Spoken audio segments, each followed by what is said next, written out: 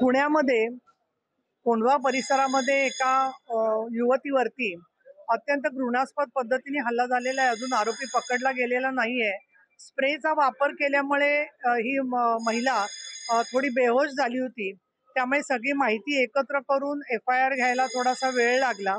दुसरं medical certificate सुद्धा आल्यानंतर ताबडतोबच कारवाई तर इमिजिएट सुरू झालेली आहे. स्वतः CPनी कोंढवा पोलीस स्टेशनला भेट दिलेली आहे. मी जे निवेदन दिलंय त्याच्यात मी सुचवलेलं आहे की मी काही सोसायटीत पाहिलेलं आहे की जिथे 2 सिक्युरिटी ठेवलेले असतात. एक जण नोंद करणारा असतो आणि जो डिलिव्हरी बॉय किंवा असा व्यक्ती येतो तर त्याला बरोबर एक माणूस अकंपनी करतो की जेणेकरून तो योग्य ठिकाणी जातोय की नाही पाहिलं जातं.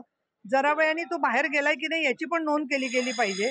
पण अशा वेळेला एक लोकांच्या विश्वासाचा गैरफायदा घ्यायचा हा प्रकार आहे. आणि विशेष बाब म्हणजे मला कळलेली की त्यांनी तिला परत धमक्या पण फोनवरती दिलेल्या आहेत आरोपीने. पण मला असं वाटतं पुणे शहर पोलीस लवकरात लवकर आरोपीला पकडतील.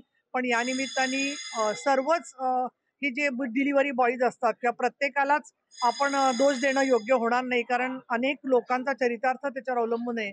परंतु गिग वर्कर्सना सुद्धा कारण नसताना मारहाण करणं, त्यांच्यावर संशय घेणं असंही झालेलं आहे.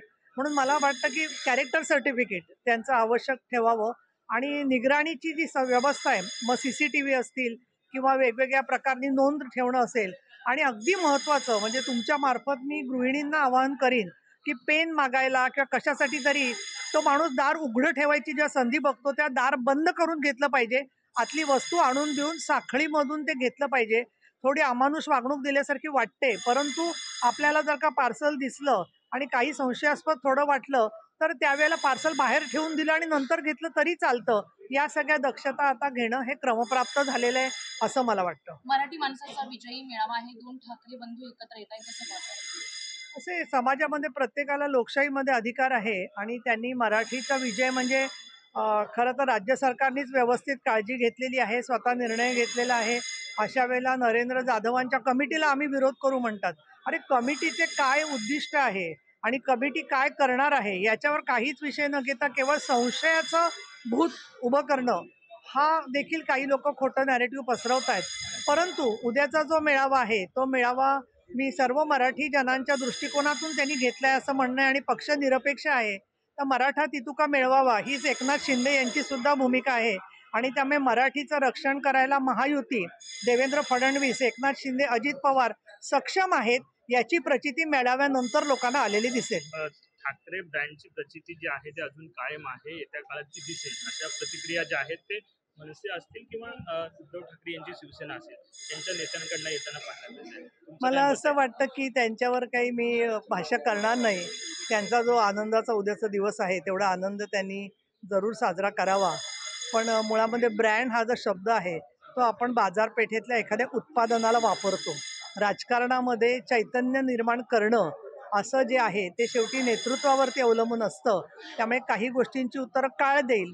परंतु माननीय एकनाथजी शिंदे यांच्या नेतृत्वाखालची जी शिवसेना आहे त्यांनी सभेच्या निवडणुकीमध्ये स्वतःची मोहर विधानसभेत ज्या प्रकारे 60 आमदार निवडून आणून व्यक्त केलेली आहे तो त्याला विरोध करणं म्हणजे कुठेतरी मराठी जनतेचा विश्वास जो आहे तो चुकीचा होता असं म्हटल्यासारखं होईल याची जाणीव त्यांनी ठेवावी. महाराष्ट्रात मराठीचा अपमान कराल तर कानाखाली बसेल असा इशारा संदीप देशपांडेंनी दिला. मुळामध्ये काय आहे की काही ठिकाणी मराठी भाषिकांना आम्हाला येत नाही बोलता, मराठी बोलता येत नाही असं म्हणणारे काही लोक आहेत किंवा मराठी पदार्थांना एक ज्याला आपण म्हणू कमी लेखणारे लोक आहेत. तर त्यांच्याशी संघर्ष करायचा असेल तर आपण ठाम भूमिकेने करावा. त्यासाठी माध्यम काय वापरायचं त्याच्या संदर्भामध्ये प्रत्येक व्यक्तीची फुटकळ व्यक्तीची मी दखल घेतली पाहिजे असं नाही आहे.